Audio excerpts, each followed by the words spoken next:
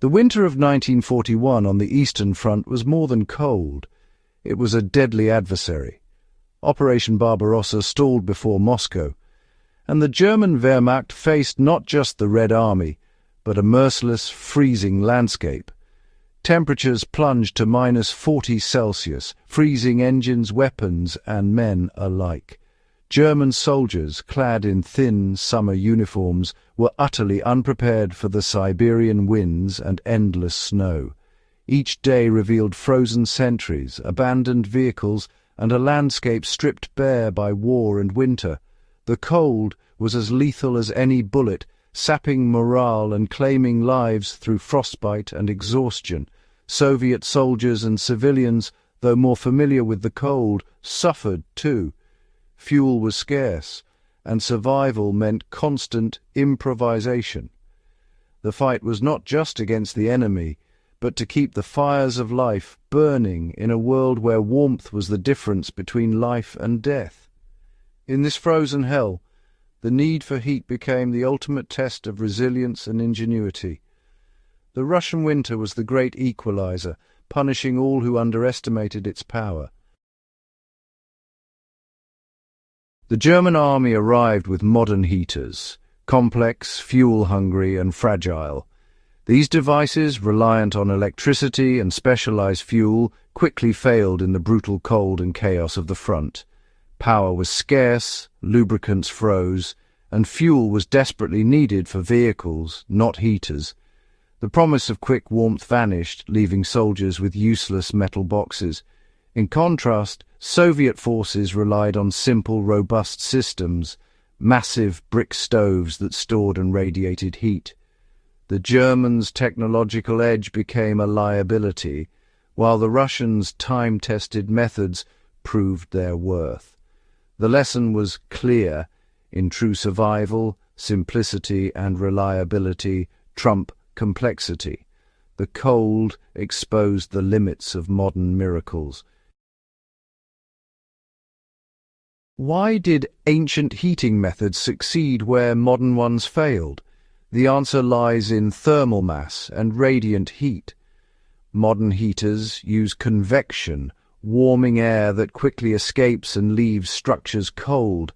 In contrast, materials like brick and stone absorb heat and release it slowly, creating lasting warmth. Radiant heat warms people and objects directly, much like sunlight on a cold day. A masonry stove or heated wall radiates energy, providing deep, persistent comfort. In war-torn shelters, a single firing could keep a space warm for hours, conserving precious fuel. Soldiers sleeping beside a warm wall fared far better than those relying on fleeting blasts of hot air. The science is simple. Enduring warmth comes from charging dense mass with heat, not just heating the air. The winter of 1941 proved that robust, radiant systems are the key to survival. History's harshest lessons are often the most enduring. At the heart of Russian homes stood the pechka, a massive brick stove, the thermal core of survival. Ingeniously designed, it captured every bit of heat from burning wood, storing it in its dense mass. A single morning fire could keep a home warm all day and night, radiating gentle, steady heat. Families cooked, dried clothes, and even slept atop the pechka, drawing life-saving warmth from its surface. German soldiers, baffled by its size and simplicity, soon realized its superiority over their failed heaters.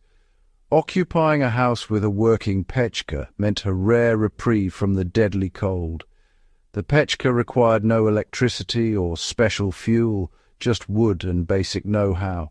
It was built for endurance, scarcity, and the long Russian winter. In the frozen wasteland, this ancient technology outperformed modern inventions. The pechka was a silent testament to the wisdom of thermal mass. Survival favored those who understood nature's rhythms. Sometimes the oldest solutions are the best.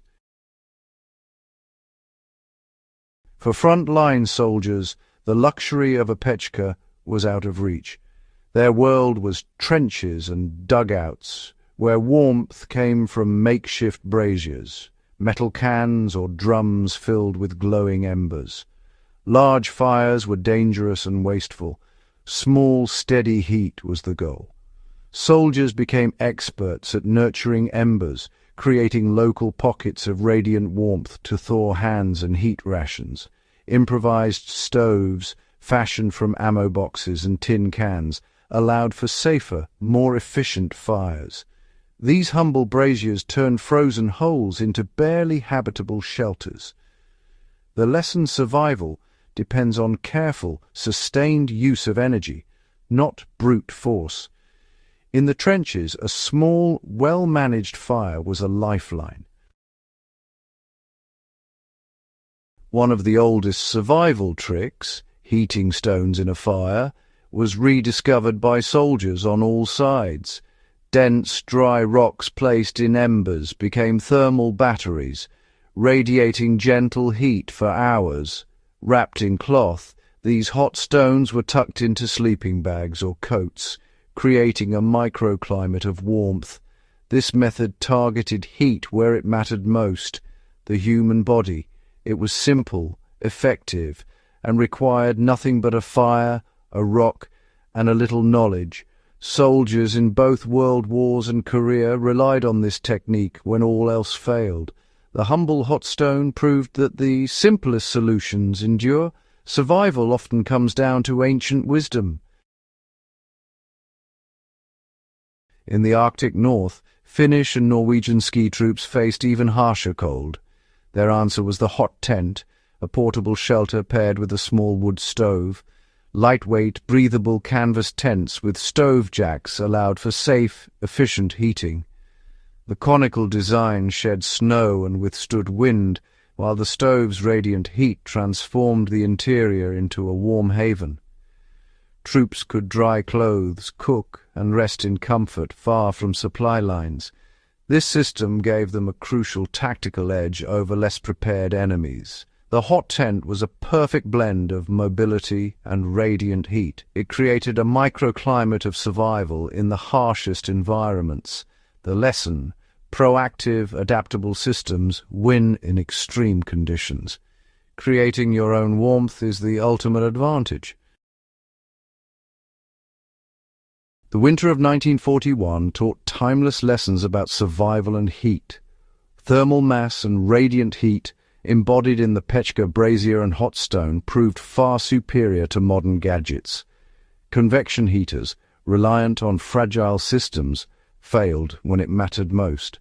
Radiant heat and stored energy in mass created stable, life-sustaining environments. These principles are vital for modern emergency preparedness. In a blackout, a wood stove and knowledge of thermal mass could save lives. The past warns us. Technology is fragile, but physics is eternal. The ability to create, store, and wisely use heat is a skill for all ages. The legacy of those who survived the frozen front is a blueprint for resilience. Their hard-won wisdom must not be forgotten.